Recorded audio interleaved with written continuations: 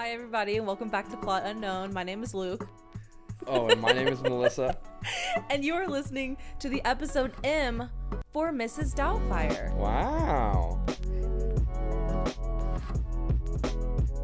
Is that good? Yeah, Okay, that's cool, great. cool. That's great. Yeah, thank you. We're going to dive right on in. Go. So you want to dive in? I do want to dive in. All right. I'm about to dive. Do we even have anything that we could talk about I have before we dive in? nothing to talk about. Wow, what a great podcast. I got We time have to talk nothing. about this damn movie that we're about to watch because I got a lot to say. All the good things. We haven't even watched it yet. Let's just say I've seen R.I.P. R.I.P. to a real one. To a real one. Luke, well, no, you know what? Melissa, me. This is my episode. God damn it. Yeah, you be the host. You know what M stands for? What? Mrs. Doubtfire. Yes, it does. Let's get this shit popping. Let's get this bread. Let's yeet this yeast. Yeah, so we're going to be talking about Mrs. Doubtfire. Luke's going to write a plot summary of the movie. I'm going to preface, that's the word. I'm going to preface this by saying Luke has technically seen this movie before, but he does not remember what it's about. So we're going to just go off of that. Because I want to watch this movie again, and it works out because Luke doesn't even remember it. So. Yep. I remember the fact that he dresses up as a woman. Yes. That's about it. There are some. I think he's a nanny. I don't know. Whatever. Do you want to describe how we do this while I go ahead and get ready? Sure. All right. So, so this is Plot Unknown. This is our podcast. So every week we switch off and we pick a movie that the other person hasn't seen.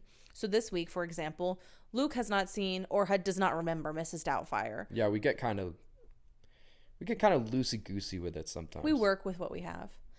So I picked that movie. So what Luke is going to do is he, having basically no memory of what this movie is about, he is going to write a plot within an allotted 5 minutes.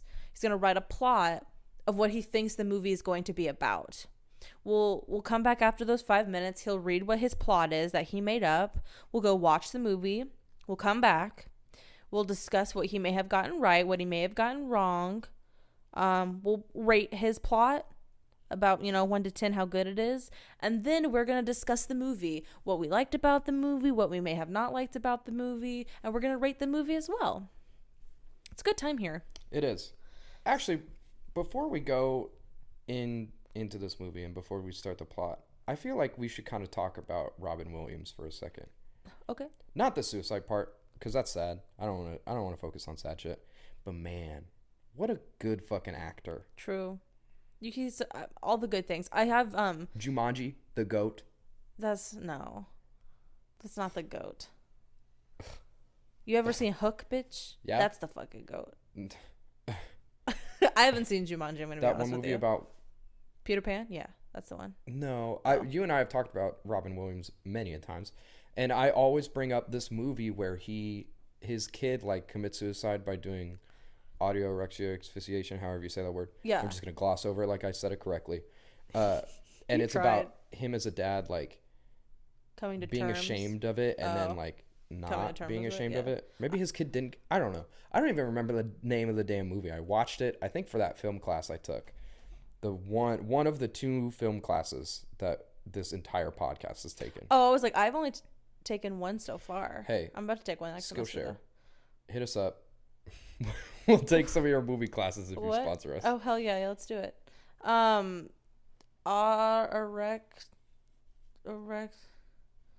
I'm trying to figure out the movie. Auto erect. That doesn't sing right. Anyway, yeah. So I have B next season, and I already have it planned out, and it's a Robin Williams movie. Oh, I put in Robbie Williams. Robbie Williams. Robin. The classic Robbie Williams. Everybody knows him. Man, it really is sad though. His death came at a time where we had just lost somebody else. Oh shit. Dummy. I smacked my laptop. Hold on. We'll cut this out. World's Spotify Greatest Dad. Fucking started playing. Yes, World's Greatest Dad. It's such a good movie. I've never seen that movie before. It's a great movie. Okay. It's a great movie. It's not Robin Williams. Like, it's not typically Robin Williams. Is that the one where the... Yes! Okay, I've seen the poster. It's him, like, holding a cup of coffee. Mm-hmm. It just said World's Greatest Dad on it. Oh. I'd like to see that movie. Well, I would show it to you if I had W, but I don't have W. If you have W next season... I won't. Is it me? I think so. Damn. But yeah, I don't know. I just, like, I my last name is Williams. So, like, you share a connection that I don't. I do. I always used to tell people that Robin Williams was my uncle, which... Did they ever believe you? Could have been... Yeah. I convinced so many people. Yeah, duh. Are you kidding? I was like... I was so heartbroken when he died. I got... My mom, after he died, she knew how much I loved Robin Williams. She got me pillows. Like, she customized pillows online. One says Bangarang on it from Hook, and the other one says, "Oh, Captain, my Captain." Oh, I know. Those are in my room. That's really sweet.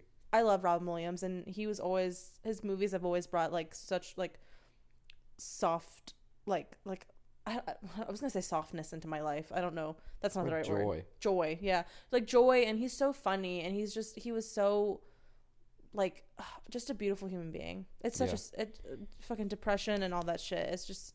It's real. It's real. It's so sad. And it's fucked up how, like, I mean, you see people talk about this a lot, but it's like so, I know you said you don't want to talk about this part, but like it's so sad because he was a comedian. He was always the funny guy. And you never like expect the funny people to be the ones that like are the most sad. Yeah, I mean, it's like depression hides itself. Yeah, you know, it's the same thing with Chester Bennington. Yeah, absolutely. Like you never know. Yeah, no one ever. No, it's fucking like crazy. When was that? 2013, something like that. When Robin died. Yeah, I don't know. If you had asked somebody a month before, what celebrity do you think is going to kill themselves this year? You would have never. Nobody would have ever said Robin Williams. And you know what? This is so 2014. I did say that I don't want to get into fucking sad shit, but that's why I like when Mac Miller died, right? Mm-hmm. And Twitter was all like, check on your friends, all that kind of shit. Yeah. I hate that shit that Twitter does that. Because Twitter, like, the people who tweet that out don't give a fuck. They like, don't. And it's so annoying. And they're the people that don't fucking ever talk to their friends about that kind of shit. Yeah. They're like, oh, bro, you're gonna be fine. And, like, even with, like, Mac Miller, like, it wasn't... I mean, he might have had, like, mental illness and everything, but it was, like, drugs. The fuck you gonna talk to your friends about their drug abuse? Like, what? Yeah, and... I don't know. Like, I'm not trying to sit here and say, like, you know, look at me being all high and mighty, like, I'm a perfect friend and all that shit. No, but I just think it's so dumb to... It's the same shit when something really tragic happens and everybody changes their fucking Facebook profile. Like, you don't their like profile that? picture. Yeah. But it's just like, it doesn't fucking do anything. That's why I don't like when people are like, I'll pray for you. Bitch, prayers and thinking don't do shit. Action does shit. Which, I mean, like... I don't know. I mean, the whole, like, you should check on your friends. I don't like that phrase, but, like... Like, I get it. I get it. Yeah. But I think that it's just such a tacky thing that social media does. It is. And, like... It's like, no shit, if I see one of my friends talking about how he's going to kill himself... You're going to say something. Say something. Yeah.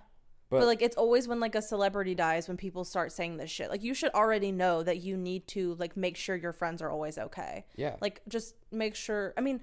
I don't know. Again, and like with mental illness specifically, it hides itself. So like again, you just don't fucking know. You have no idea. And like you're not just gonna go up to your friend and be like, "Are you depressed?" Because like why are they gonna fucking tell you that? Yeah, I mean, I just think all that shit is tacky. Really, I just think Twitter is tacky. I mean, yeah, true.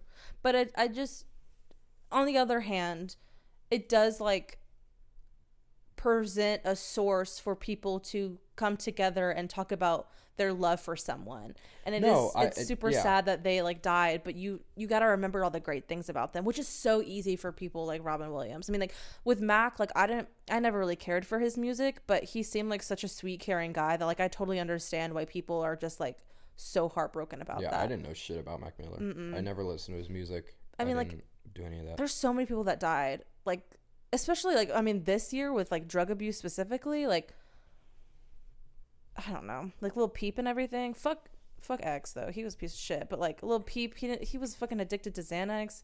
That's what he died from, right? I don't know. He overdosed. Mac overdosed. I don't know. Yeah. Off this tangent. Yeah. Let's take 5 minutes. Sad shit. But yeah, now we're going to take the 5 minutes to talk about Luke's going to write a plot about the movie, what he thinks it's about. Yeah. And then we'll be back after 5 minutes. And, well, it's not going to be fucking 5 minutes. And we'll talk about the plot. Yeah? Good. And go on about our lives. Have you seen... Wait, hold on. Time out. Okay. What you just did, have you seen... I don't know why you would, but have you seen JoJo Siwa's like opening to her YouTube videos? You don't know who JoJo Siwa is? I've never heard that name. Oh my god. She's like that bitch from like Disney Channel. I don't want to say bitch. She's like fucking 13 years old. Don't know. She's I think she's 16 actually. Anyway, she's this like little girl. She's the one that has really high ponytails with the big bows. We sold her shit at Party City when we worked there. Oh, yeah. Oh, there we go. The sequins and like all that kind of shit. Yeah. Like the big bows. Yeah. That's who it is. Shit. Yeah, stupid. But she always starts her YouTube videos like, and she just like rambles and like doesn't make any sense. That was what you just did. Yeah. Anyway, sponsor us, JoJo Siwa. We'll show bows. You a little heartwarming clip of this movie. Oh yeah, you're really trying to get shit going. You don't want to hear me talk anymore. I'm the one who brought up the. We're gonna go. Okay, we're gonna go. Okay, bye. Oh, what about their real father? What can I say, Ron? The guy's a loser. I'll see you. Loser. Yeah.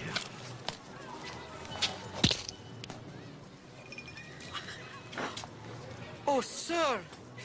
I saw it. Some angry member of the kitchen staff. Did you not tip them? Oh, the terrorists, they ran that way. It was a run by fruiting. I'll get them, sir. Don't worry. Hit me with it. Let me get situated first, bro. Well, you're looking at me like I should go, so I did. All right. Robin Williams. Let me just give you a little intro. This is Mrs. Doubtfire. Robin Williams finds himself out of Hollywood and without a job. Homeless and jobless, he wanders around the streets of suburban Cali, and then in parentheses, hey, Cali, fucking Coachella and shit, bro. Not funny, but keep going. Looking for something. As he's walking into a Starbucks, he sees an ad hanging up for a nanny. He has a eureka moment and runs to his suitcase, which is comically large, by the way. Comically large, by the way, fuck you. And pulls out a grandmother's costume from some other movie he's been in. He goes and interviews for the job and uses his acting chops to secure that bread. What? All is good as he secretly nannies the hell out of these kids and is actually a bro. He takes them out and does cool shit and is just a bad old HBIC. The nanny of Robin Williams' character? Yes. Okay. Eventually, the parents start to notice some weird ish about him, suggesting that he isn't a woman. Robin tries his hardest, but has a Marilyn Monroe moment by a drain and is revealed to be a dude because he's just wearing tidy whities. Oh, okay. After explaining and begging for his job back and being on the streets again, the family finally decides to let him back in, on the one condition that he stay dressed up as the grandmother whenever he's at work. Amazing. Is that it? That is the plot to Mrs. Doubtfire. That was honestly phenomenal. Thank you. I feel like it deserves like a Grammy. Okay. Should get the EGOT for that. The fuck is an EGOT? When you get the Emmy, Grammy, Oscar, and Tony? Oh, yeah. I'll definitely get a Tony. For your work on Broadway. Broadway. Tony's the Broadway. I didn't know. Because this adaptation of Mrs. Doubtfire will go on to be a Broadway show. Yes. With music and everything. Yes. So I think the core fundamental problem that I had was I couldn't remember if he was actually a woman in the movie or if he's playing a woman. Like John Travolta in Hairspray? Yes. Yeah. I couldn't remember. So that's you'll find out soon enough. Shot. I think I was on the wrong side of the 50-50, but I mean, we'll see. We'll see. We'll see. All right, let's go watch this. What? He's brave. For portraying a woman. A woman, yeah. In film. John Travolta is also brave. John Travolta is the bravest of all men. What a strange man. Fucking Grease. Saturday Night Fever. Pulp Fiction. We get into his fat days. Yeah. Pulp Big Fiction. man. And then. All right. Anyway, this is a podcast about Robin Williams. What? I wonder what he's up to. John Travolta? All right, we're gonna go watch this movie. We'll come back and give you the John Travolta tea. You wonder what John Travolta's up to? Yeah, but we're going to tease it, and then we're going to give it to them at the end of the episode. Does that mean we have to do research? Come back at the end of the episode, right before we give our social media. We'll tell you what John Travolta's up to. Okay. Was he in Scientology? That's Tom Cruise. Okay. All right. We'll figure it out. We'll come back, and we'll tell you guys what's up with John Travolta and also Mrs. Doubtfire. Miss Hillard? The water's boiling. Hello! Ah! Oh, I'm sorry to frighten you, dear. I must look like a yeti in this get-up. Hello! Plot unknown is back. No, both poor execution. No, we're keeping that. That's funny. My God. That Plot was unknown poor is back. execution. It's good. All right, y'all. We've watched Mrs. Doubtfire if you didn't catch that reference. Yeah, if you didn't catch this sick hello reference. Okay, sick. All right, so Melissa's got an IMDb. Thank you, Luke. I thought you were just jumping into it. I didn't even know you were saying I have. I'm just going to let you go. Thank you. Shut up. Okay, guys, I have a plot summary pulled up from IMDb. This is by Blazer346. Sweet username. Yeah. Okay. Okay. Eccentric actor Daniel Hillard is an amusing and caring father, but after a disastrous birthday party for his son, Daniel's wife Miranda draws the line and files a divorce. He can see his 3 children only once a week on Saturday, which doesn't sit well with him. Daniel also holds a job at a TV studio as a shipping clerk under the recommendation of his liaison. But when Miranda puts out an ad for a housekeeper, Daniel takes it upon himself to make a disguise as a Scottish lady named Mrs. Doubtfire. First off, not Scottish. She is English. And it also says, and Daniel must also deal with Miranda's new boyfriend, Stu Dunemeyer? Was that his name? Yeah, it's Dunemeyer. Dunemeyer. That's it. That's all the summary? Yeah. It doesn't even include like the second half of the movie. Or the last like 30 minutes of it where he gets deflowered. Okay, well, let me read another one then. No, you don't need to read another one. I'm going to read another one. Nope. Here's one by J Welsh 5747. No, Not wait. as good as a username. 5742. Yeah, I know. Okay. Troubled that he has little access to his children, divorced Daniel Hillard hatches an elaborate plan. With help from his creative brother Frank, he dresses as an older British woman and convinces his ex-wife Miranda to hire him as a nanny. Mrs. Doubtfire wins over the children and helps Daniel become a better parent. But when both Daniel and his nanny persona must meet different parties at the same restaurant, his secrets may be exposed. There we go. That one sounds like a fucking horror movie. It does. Or like a murder mystery. Yeah, shit. That's what Mrs. Doubtfire really should be. A murder mystery. Yeah, it should be. I mean, Mrs. almost. Doubtfire's fucking solving crimes. Yeah, well, she almost fucking killed Stu. That's true. He was allergic to pepper, and she doused that fucking jambalaya in pepper. Fucking right. Fucking holy shit. So, you, during the movie, said that you didn't really remember my plot. Yes, true. So let me give you a little rundown. Okay. Robin Williams finds himself out of Hollywood and without a job. He is wandering the streets of suburban California, which I got the setting right. Suburban California. He's looking for something. He doesn't go to a Starbucks and see an ad for a nanny, but he does get it from an ad for a nanny. And then he interviews for the job, uses his acting chops to secure that bread, and then he secretly nannies the hell out of these kids. Mm-hmm. I said the parents start to notice, but that's not really true. Yeah, they don't notice, like, at all. He doesn't have a Marilyn Monroe moment. No. I wish he did, though. That would have been really nice. It's a great opportunity. And then, after explaining and begging for his job back and being on the streets again, the family decides to let him back in on the condition that he stays dressed up as the grandmother at work. Not so true. That's... Yeah, I mean, they let him back in, but he's not dressed as the nanny.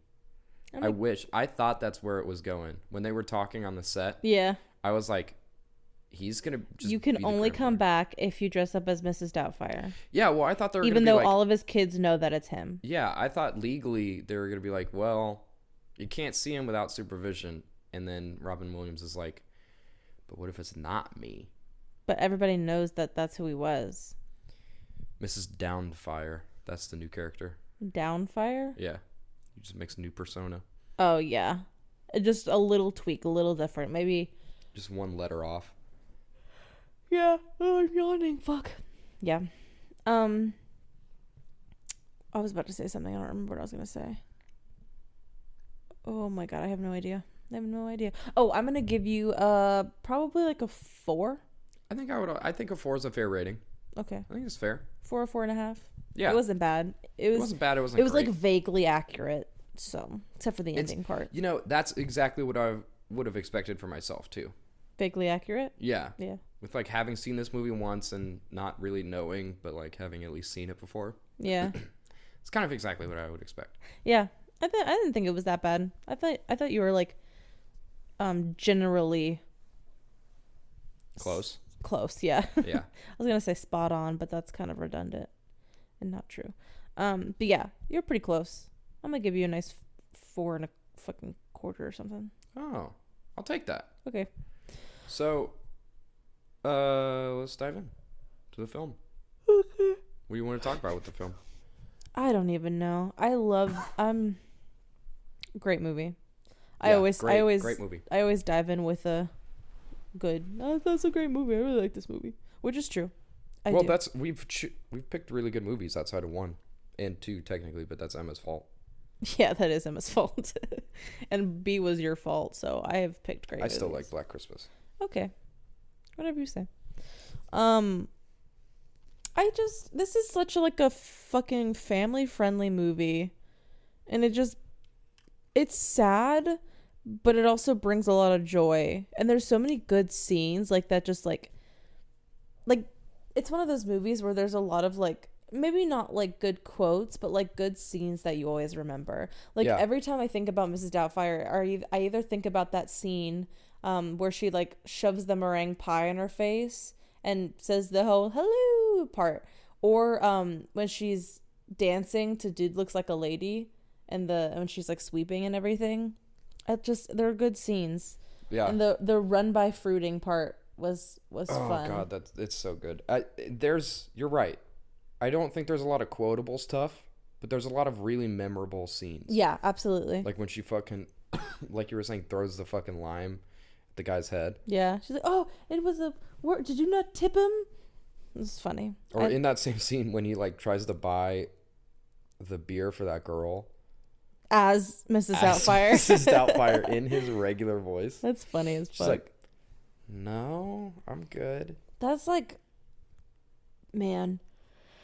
He really got himself fucked up. I can't stop yawning. I think if he wasn't so I don't want to say lazy about it, but I feel like if he just thought harder about his actions, he could have gone on with Mrs. Doubtfire for months. If he just didn't say yes to that dinner. Yeah. If he had thought about it and thought about the consequences of him going to the same place and trying to do that whole back and forth switcheroo shit. Because he tried that already and it failed horribly. Yeah. Wait, what do you mean? When the court liaison showed up to his house and he had to try to pretend to be both. It ended in his damn face going away. Yeah, his fucking silicone face got ran over by a dump truck. Yeah. That scene was pretty funny too. He was laughed at by some Asian kids. Yeah. Such a weird scene. It is. I mean, I think that's what I would use to describe this entire movie, and I think that's kind of the point. It's just weird. Yeah, I don't know. I don't think I would describe it as weird. I feel like the concept is weird, but once you watch the movie, you're like, yeah, I get it. Well, that's what I'm saying is the court, the what do they call it? The elevator pitch or the fucking dinner napkin concept of this movie, where you're what? Describe it in 3 sentences, and you're like, DeForest dresses up as woman to win back children. That's weird. Yeah. But when you, like you were saying, you will dive in and you watch the movie, it makes sense. It does make sense. But yeah, it is a weird, like with the judge at the end, where he essentially gave the mom full custody and was like, you can have once a week visitations supervised and you have to seek therapy. Like, yeah, I love that they just threw that in. He's like, you probably should go seek some like psychological therapy, which is true. Which, okay, but like they had no context to what happened. It seemed like they just like were told that his behavior has been like weird.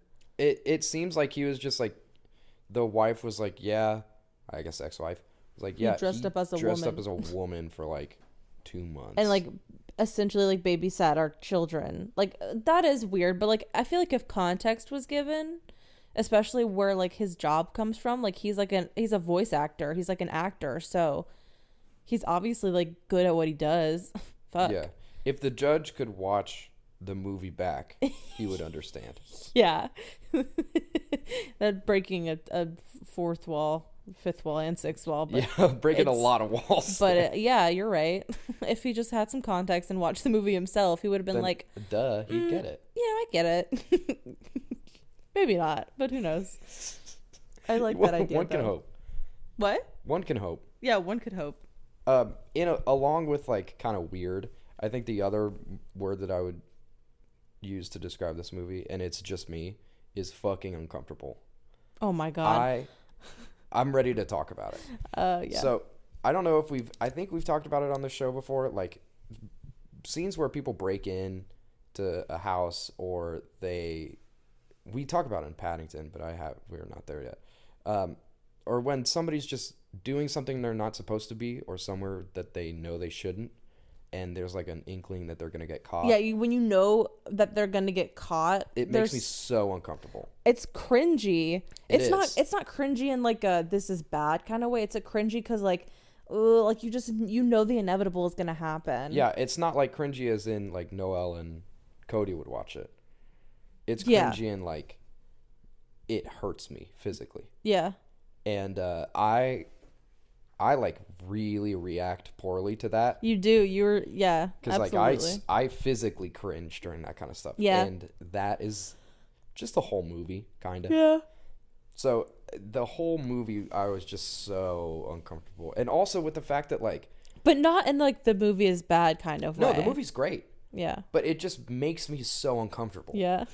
And also, especially like I don't really get that way, but that part at the end where like they're at the dinner table and like his mask starts to come off. Oh god, that part's awful. The other part that specifically made me feel really uncomfortable was the first time she met, I guess, Mrs. Doubtfire met what's his name? Stu. Uh-huh. And they're like talking shit to each other back and back, and like he knows that something's fucked up with her. Yeah. And I was just like, please get me out of this. Yeah. It's just like so uncomfortable. There's just so much that like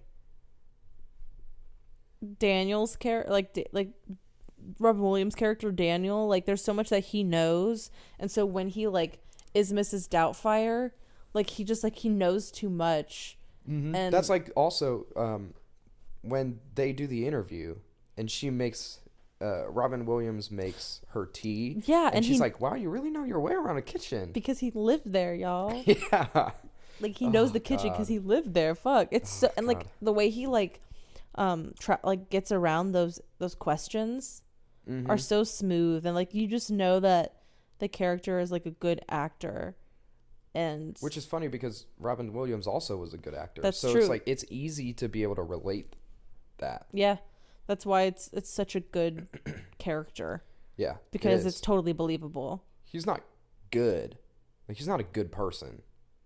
Well, I'm sorry. I think that's a little complex. Who are you talking about? I'm talking about Robin Williams' character. Daniel? I say he's not a good person because he's doing something that's probably the most manipulative thing that you could possibly do.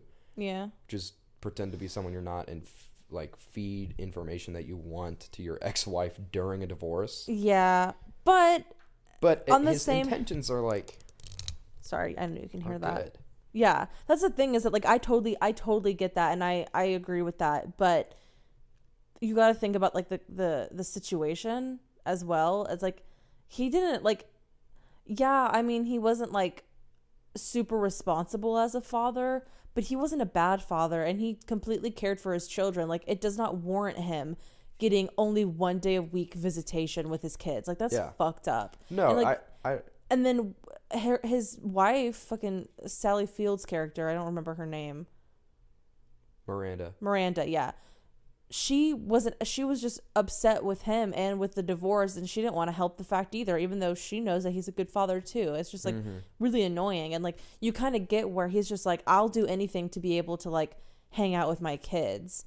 And I mean, it kind of worked out. I mean, like, even at the end, they were like, having Mrs. Doubtfire in our lives made it better. Like, it made my life better. It made the kids' lives better. It made Daniel's life better. Like, having that, like, made them understand, like, how much the kids need their father, which I really like about this movie, because like, it just, I feel a lot of the times, and this happens a lot with like divorces and that kind of stuff, is like the mom always gets full custody because she's the mother, and like, mothers are like always more nurturing and everything. It also happens in real life a lot. Oh yeah. That's what I'm saying. Like, in divorces, like, they usually give full custody to the mom, because the mom is like, you know, who birthed them. Women are more nurturing than men. I mean, that's a fucking proven fact. But cite your sources. I'm a criminal justice major. We talk about that kind of shit. I know. Thank you. I know plenty of shit. That's my phone, everybody. Oh no. Anyway, just ignore it. But I like how this movie takes a different approach, because like, it usually like, you know, backs up and supports the mom, which it does. I mean, it doesn't really put her in a bad light. It's just like it's just like, divorce sucks on both ends, but it makes you have love for a father, and like how, because a lot of the times in divorces, like, the fathers are always like the shitty people who like have like fucked up, and sometimes they don't want anything to do with their kids. But like, you can totally see like him like truly wanting to be a part of his kids' lives, and he'll like do anything. And he's not trying to be like manipulative, or I mean, well, he is, but he's not like being vindictive towards Miranda. It's literally all just about his kids. Like, he's not trying to get her back or anything. I mean, like, there's some like hints, but it's not, like, it's all about the children. It really is, like, in the end, which I think is a great concept. Yeah. Something that I think is I don't want to say important, but like notable. Yeah, I think notable is that this movie makes an effort to show both sides of the divorce. Absolutely, yeah. Like, it makes an effort to go and show why Daniel is so sad, and then it also makes an effort to show and explain why he wasn't a great husband. Yeah, and how the wife feels, because I feel like in movies, divorce is so one-sided. Exactly. Yeah, it's always. Absolutely. And if a movie or a TV show focuses on a divorce, it's always one-sided. It's always focusing on one character, and it's like, well, I'm fighting this evil force to get my children back. Yeah. But in this movie, I think that it spends, like, you don't spend a lot of time with Daniel the character. No. You hardly ever. You probably spend more time with Miranda than you do Daniel as a character. Yeah, but it's Daniel as Mrs. Doubtfire that you spend more time with. Yeah. But they're like two, I think you should consider them as two separate characters. Yeah, that's fair. But I mean, again, like, Mrs. Doubtfire's like thoughts and feelings are the same as Daniel's, you know? Yes, but I think that I see what you're saying. It's hard to like talk about, because we're talking about a character who's within playing a character. Yeah. So it's hard to separate for me. Like, I understand what you're saying. I think that it is important to say, like, his thoughts and feelings and emotions and experiences are Mrs. Doubtfire's. But I think that there's, like, you can see in the movie where Daniel actively tries to make choices against what he would do and tries to go with what Mrs. Doubtfire would say. Well, yeah, I see that, but it's also the fact that he doesn't want to get caught. No, I think that's the main motivation behind it, but that's why I'm saying I think you should almost consider them as two characters, is because, yeah, they have the same motives and stuff like that, but I think specifically in the scene where they're sitting at the kitchen table and talking about why Miranda wanted a divorce in the first place, and Mrs. Doubtfire is sitting there and, like, listening and trying And not like butting in or anything. Yes. Yeah. Yeah. And she's just like, you can tell that Daniel, the character, just wants to understand what happened. Yeah. But it also comes off as like, I don't know. I see what you're saying. I don't fully agree. Kind of a children's movie. It's really complex to talk about the characters in. Because there's just this movie is like extremely well cast, and it's also cast with a bunch of people that like everybody knows. It like, really is. It's a prequel to Matilda. No, it's not. But I wonder how she becomes an orphan again. She's not an orphan. No, she's. Robin Williams just becomes a fat. Short. Danny DeVito. Yeah. Robin Williams is that just Danny DeVito in that movie? Yeah. Wow, it's been a long time since I've seen Matilda. We should fucking watch Matilda. Fuck. I know the plot of that movie. Oh, okay. I had nightmares about the fucking Trunchbull. Is that what it is? The little thing that you get locked in? Oh no, that's the lady that locks you into that. The fucking spiky coffin looking thing. Yeah, I had many. That's nightmares fucked about up, that. dude. Also, the cake scene. The cake scene Shit fucked me up. Yeah. It's like you look back and you're like, man, we made like 8-year-olds watch this shit. Yeah, but no, the little girl that acts in both Mrs. Doubtfire and that movie is fantastic. The fucking dude, his name is Chris. He is in. Yeah, the boy. He's in Boy Meets World. Oh. I don't know where the other girl is. But then Robin Williams is in fucking everything. Also, at the beginning of the podcast when we were talking about Robin Williams, I didn't even mention Aladdin, which is like one of my all-time favorite Disney movies. And one of the reasons why I love Robin Williams so much is because he's the genie and it's amazing. We didn't talk about Groundhog Day. Or I've never seen that movie. Is it called Good Morning Vietnam? Yes. Is that the name of that movie? Great movie. Yes, it is. It's a good movie. I have another movie, but that's for next season, and I'm not going to tell you what it's called. Starts with a B, though. You've never seen it. It's the B movie. It's the B movie. No, it's not. Thank you, Jerry Seinfeld. No. Oh, God. Anyway, back to the movie. Yeah. I think when you mentioned how, like, it does a really good job of getting both sides of the characters, I really did. I first thought about felt this. That? Yeah, well, yeah, I felt that. But, like, I first thought about the scene where Mrs. Doubtfire is sitting in the kitchen with Miranda, and Miranda's telling her, like, why she fell in love with Daniel and then why she fell out of love with Daniel and, like, how hard it was to, like, deal with his big personality when she's very, like... Because he's, like, a very, like... He doesn't care. He's super easygoing and, like, he just, like, he's in and out of jobs and he's just, like a cool, funny guy, but he just doesn't really have any, like... It's not that he doesn't have any motivation. He just doesn't have any direction. And that's the opposite of what she is. He's like a jellyfish. Uh-huh. Okay. Just goes with it. Yeah. So he's a jellyfish. I just realized we also forgot about Jumanji. No, you mentioned Jumanji. Oh, well, Jumanji deserves to be mentioned again. Oh my God, it doesn't, but whatever. You haven't even... I know, I haven't even seen it. That. I know. I'm fake. But yeah, anyway, yeah, I just really like that scene. I think that scene is standout because it gives you the feels, makes you understand. Yeah, and it's funny to contrast that scene with a lot of the other standout scenes in this movie because it's so different tonally. It's so serious because most of the standout scenes are very humorous. Yeah, like you were talking about him dancing to Aerosmith. Yes. Or the cake thing. Yeah. Mm-hmm. Humorous. But very funny. When you sit him down and talk about this, which was one of her complaints, is that he could never talk about anything seriously. Yeah, which is interesting. With that being said, like, I'm really glad that, because, like, you have deep conversations like that, and a lot of movies just want to, like, make the characters get back together. But I'm really glad that they didn't, like, get back together. They didn't like, quote fall back in love, unquote, fucking shit.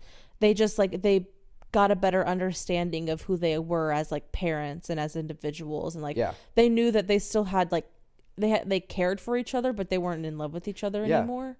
Like, she specifically mentions that in that scene where they're standing on the set, and she says, like, we're gonna be okay, but I'm not worried about that. I'm worried about the kids. Yeah, exactly. Like, they know that they're done as a couple, and they just want to do it for the kids. I think that's just, like, a really unique take on this kind of movie that deals with divorce, because they just like many movies like that don't end like that. Yeah, I think it's a realistic take on it. Yeah, like, absolutely.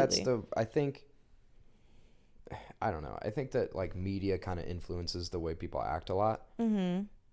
And I think that one of the ways that happens is the way people treat divorces and breaking up when you have children, especially. Mm-hmm. And I think that there was a time, and I'm not divorced or anything like that, so I can't fucking tell you. That's good. I feel as if there was a time where in a divorce, everything was, I need to protect my own stuff and make sure I get out as well as I can. Yeah. And I feel like that's kind of like driven by movies and media that treat divorce in such a way. Mm-hmm. And having a message like this where it's like, it's okay to fall out of love with someone as long as you're respectful and you treat, your kids and as long the as belongings. Yes. Yeah. That's because like this movie didn't even mention like finances or anything. It was like strictly about the children. Yeah, I kind of thought it was a little bit sketchy how he was able to afford an apartment immediately after being homeless, but I mean, whatever. There's a lot of plot holes in this movie. It was the 90s. It was the 90s. I'm sure he could afford it. I'm sure they didn't. But you gotta like, they check your credit and like they make sure that you have a job. In the 90s, it was 93. Yeah, they definitely needed some sort of paycheck. We also didn't know how much time went by, to be honest. That's true. They said it was like, he said that it was 2 months, but you have no idea when he got that apartment. No, because I mean, he had the shipping job, and I'm sure he had money. Like he was like in and out of jobs, so that doesn't mean that he didn't have any money. Yeah, the timeline is a little bit skewed. Yeah, we just don't really know. That's the thing. But I see where you're coming from. We need a better timeline. Yeah. Excuse me. I need a timeline, please. Chop chop. God. But I mean, I think there are a lot of plot holes in this movie. Like but what? I think that they're all minor like or what? ignorable. How the fuck did he get out of that situation with the cake face? Because it just cuts from him leaving with cake face to showing up at his brother's house. But like, if she came to inspect the apartment, I'd assume that this lady is going to walk around your entire apartment and be like, hey, actually, no, it didn't even end with him like walking out of the room. It ended with him leaving the apartment as Mrs. Doubtfire. Did it? Yeah. Because he had to go get the mask, remember? Oh, yeah. So how the hell did that end? Who knows? I don't know. But that's my point. It's just small stuff like that it doesn't detract from the movie. No, because like you can kind of piece it together. It's not like that big of a plot hole. Like he probably snuck back in. She probably just looked around for a minute and then left. Yeah. And then he was like, I need to go get another mask. Yeah. Bye. So I mean, so that's what I'm saying though. Like, it's not a big deal. It's just funny to look when you like really try to dissect this stuff. Mm-hmm. And it's just some stuff doesn't quite add up. Yeah, but whatever, it doesn't really matter. I mean, I'm sure it does to some people, but I don't know. I didn't really notice it, except for what we talked about, which I don't even remember. This is not the second week in a row. This is 2 out of 3 weeks that I want to talk about the fit of a kid. Because damn, Chris is wearing some sweet shit. Hell yeah. He looks like a fucking hockey player. It's like it is the 90s. Yeah, it truly is. Like, oh my god, all the different patterns and the different like color blocks and everything. I was fucking digging it. I love that shit. I thought they all looked good. I love all the sweaters. Love a good sweater. I love a good sweater. Tennis bracelet. Fuck a tennis bracelet. Why are they called tennis bracelets? I don't know, because tennis players wear them, which I don't understand because they would get in the way. Take it all off. Yeah. I wanted to mention the fucking scene where I love a good montage, and when they were like trying to figure out like what kind of woman Robin Williams like character or like the phone calls. Is that what you mean? No. Oh no, you mean the makeup. That's a good montage too, when they were like he was doing the phone calls. But no. When he was like when they were trying to figure out like what kind of woman Mrs. Doubtfire was gonna be, It's a like great one. all the what she was gonna wear, what she was gonna look like, and everything. And the part where they put a fucking wig on her and wig on Robin Williams' character and starts singing fucking "Don't Rain on My Parade." Like she was Barbara Streisand. I fucking love that part. That part was so funny. That's But it, no, man. The most underrated characters in this movie are the two gay guys. absolutely. He called them it was Uncle Fred and Aunt Jack. Because they were like it's so good. partners and everything. Oh, that was so funny. But yeah, no. And then the montage of the calls, I totally forgot about that part. So because he changed the number on her ad, and so he was just calling using his different voices because he's Robin Williams and he can do all the accents. And then finally he was like, "Let's go in for the fucking Yeah, he winner." says, "Let's go in for the kill." Yeah, let's go in for the kill, and he's like, "Hello." Hello. And then he goes, ta-ta. It's so good. The sweetest little It's British so good. woman. It's the perfect. Oh, big British woman. And then Perfect the fucking- fucking scene where Chris was like, "You're really big for an old lady. You could be a fucking linebacker." You'd be a linebacker for the 49ers. I used to play fullback. I used to play fullback English for football. English By the way, is a football. position in American football. Yeah, It's the fullback. Like I'm sure she had no idea what she was talking about. that's kind of what I got from that, is that like Robin Williams always has stereotypically been the dad that doesn't know shit about sports. I love that. So I feel like he continues that. Yeah, I love Robin Williams. Also, actually, I think one of the most standout things to me, this is going to come to us as a surprise, not only one of the most standout things because I enjoyed the scene, but also because it was it related back to the previous one. After they make the mold of Mrs. Doubtfire, it cuts to the kids watching TV, and it's some fucking black and white horror movie where they're pushing in The Play-Doh face. on this face. Yeah.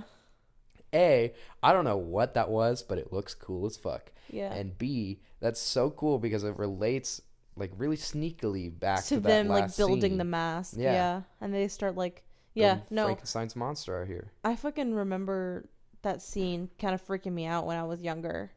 Because it was just It's just so weird. yeah.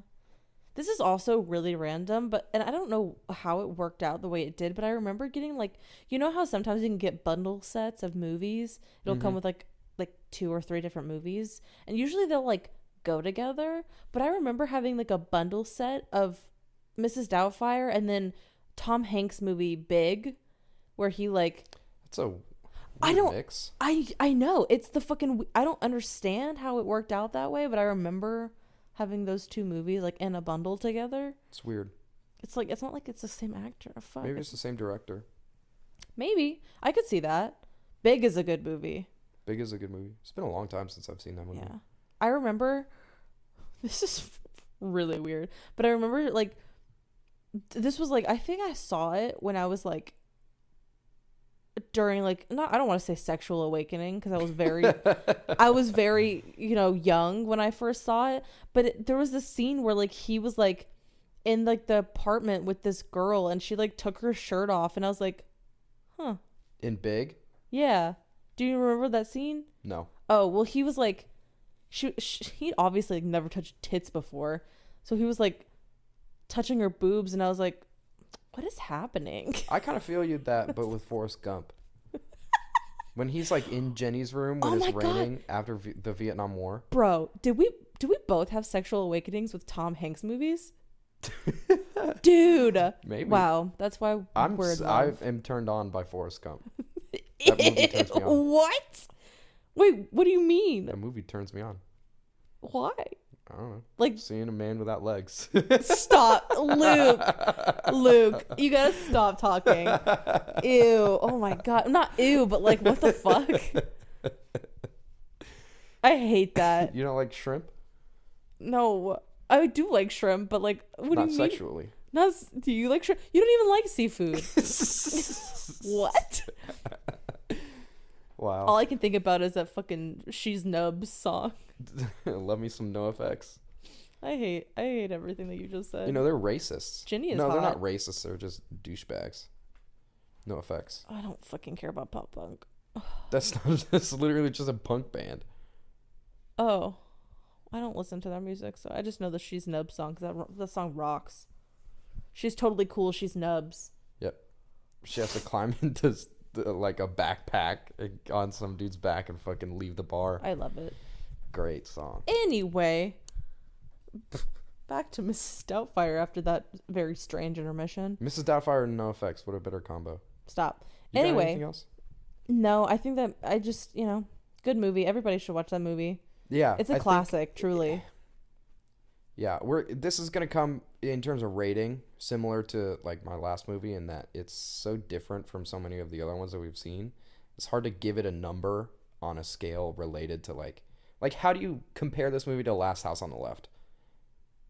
They in terms of like polar opposite movies, Yeah. I don't think you can find a better polar opposite than Yeah. fucking Last House on the Left, which is full of sexual assault and murder. And then Mrs. Doubtfire, which is Robin Williams trying to win his kids back dressed as an old lady. Hell yeah. Dude, fuck yeah. But like that's my point, is that it's No, hard I get it. It's hard to But, like, rate them on the fuck yeah. same scale. So I will say this. I think if there's one movie that we've seen, well, no.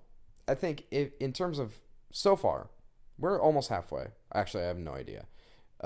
If I would give you a quick like top 3 movies that we've seen so far, not in terms of quality, but in terms of The way they make you feel. well, no. Oh. If I would recommend them to like for somebody listening to this podcast to watch, like number 1 is you have to watch this movie.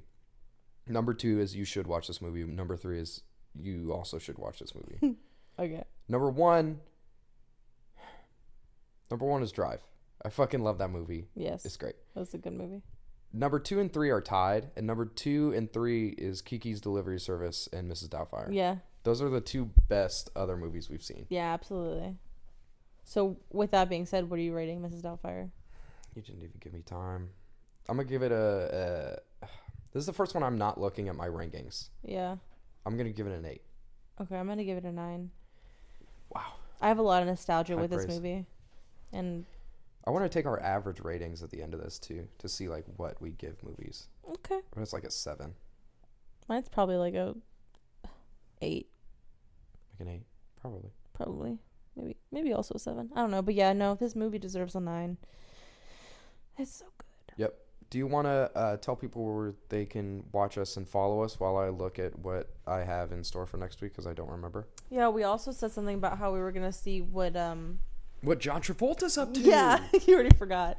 Anyway. Oh, John. Here, I'll look it up. Okay, wait. What am I doing where you can find us? Where you can find and listen to us. Oh, okay, both? Okay, cool. Okay, so we are Plot Unknown. This is our podcast, if you didn't know. We are on social media. We are very active on Instagram, more than most. So we are at Plot Unknown on Instagram. Yes, please go follow us. We're on Twitter at Plot Unknown Pod. We are on Facebook with just Plot:_Unknown. There's our page there. Mostly just our Instagram posts go to that page, so it's essentially the same thing. That's pretty much it for social media. We also have a web page for our podcast. It's plot-unknown.pinecast.co because we are powered by Pinecast, which is, our fucking streaming service. And you can listen to us on iTunes podcasts and Spotify and Stitcher. Yeah, that's probably the most popular of those. We're still trying to get on Google Play, I guess. I don't know. Some weird shit's happening with that. It doesn't matter. Most people just listen to those 3 places anyway. So if you really want us to get on Google Play, email us and we'll work faster with it. So it looks like John Travolta has not been doing a lot. Not been doing a lot? He's still been doing movies and some short films, but not popular ones. Not looking like anything's a hit. Probably the last one was fucking like Hairspray or some shit. The last hit? Yeah. I want to see if he was in fucking Scientology. I'm pretty sure he was. I don't know. John Travolta credits Scientology with reviving his career. Amazing. You know who's not involved with Scientology? Us. The star of our next film for letter N. Oh, shit. It is a classic that I am a little sad Melissa has never seen. So do I know it? Did we talk about it a couple times? We've already talked about it. Damn, I already forgot. Letter N. I already forgot. And we've talked about movie? it a couple times. I can't say the name, but I can't say the plot either because you'll know. I think you'll probably know the plot anyways. The actor? I'll tell you the actor. He's a little man who starred in The Wicker Man. His name is... Fuck. What's his name? Wow. Nice. Fucking crazy dude.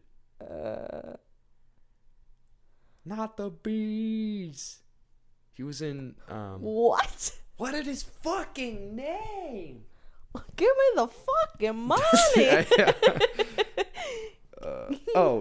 Fucking Nicolas Cage. Oh my god. I forgot we were watching this movie.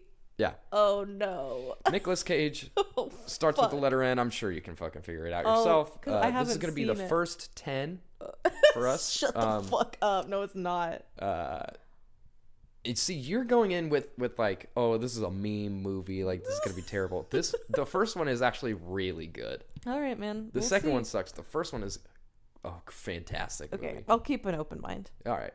All Well, right. we did social media. We did everything. We checked up on John Travolta. We did. We'll check it back in next week and see what he's doing. Okay, we'll keep up with the social media if he has any. Every week we'll see what. It's a new segment. It's what's John. What's up to? John Travolta up to? What would John Travolta do? WWJTG. That's amazing. We D. should make t-shirts. That's gonna be our first fucking t-shirt. What would John Travolta do? We'll talk about merch separately. You and I. We're not there yet. But Oh, one day I was we will like, be. wait, what? Okay, yeah. If you want a sticker, we still have some available. Come talk to us. Not too many, but We haven't given stickers out yet. We It's keep been saying like we'll 4 do that. weeks. It's been like a month. It's been more than 2 weeks. I said 4 weeks. Oh, I think we got them in October. It's Yeah. December. Oh shit. It's been like Yeah. a month. Yeah. Oh well. So, if you want one and you haven't gotten it, which is everybody, please let us know. Please let us and know remember again. and remind us that you want one. Yeah, please remind us again. We'll get one to you. Alrighty, well, we'll see you for N. Yeah. Thank you guys for listening. We'll see you next week for N. Goodbye. Bye. Ta-ta. Ta-ta.